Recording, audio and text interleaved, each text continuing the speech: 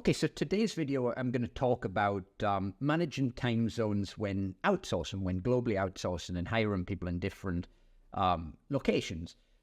So, I've said this before.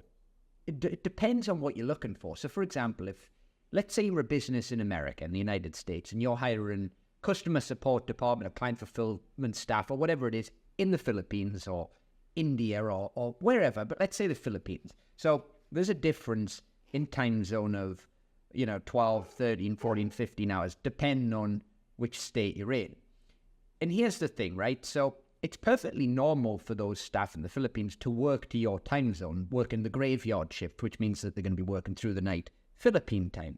It's normal. The outsourcing industry in the Philippines, for example, it's mature. It's been going for 20, 30 years, maybe longer. Millions of people work in the industry. And the fact is, a lot of the clients, a lot of the businesses that hire and build teams in the Philippines are predominantly from the United States, and then also in other countries like Singapore, Australia, UK. But the United States is really the big market. It's the country that has the historical ties with the Philippines in the English-speaking world. The Philippines was a colony of the US until 46, and that's why they speak English here. But anyway, that's gone off on another subject.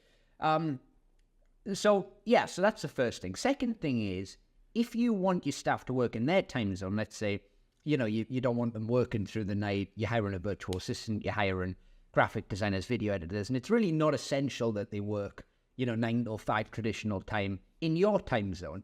Now, so when you're scheduling meetings with your staff, when you're collaborating, you want to have some kind of overlap, obviously, or perhaps you want to do it where, once a week there's a check-in at 9 o'clock at night, Philippine time, which would be 9 a.m. or 7 a.m., whatever it is in the US. That's another thing you can do. But what I'd say is just think about the time zone thing strategically. Think how it works best for your business, because ultimately when you're building a team, regardless of the location, it always has to come down to what works best for your business, because that's, the essence of it all. Next thing I'd say is communication and collaboration tools. We're living in a technological age. We have been for a long time. Thanks for the comment, the stating the obvious, Michael. Anyway, use tools like Slack, use Asana for task management, use Trello boards, and that's just a few off the top of my head. You've got hundreds of them to choose from, thousands probably.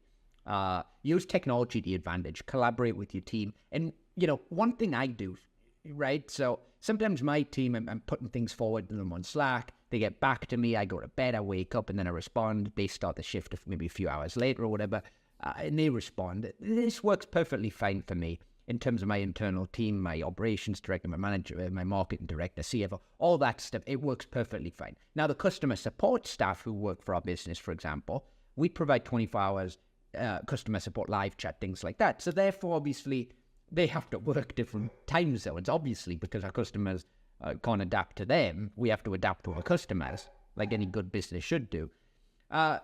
So that's what I'd say. And another thing I'd add is if you can offer flexibility, because it's advantageous for you, it's advantageous for your business.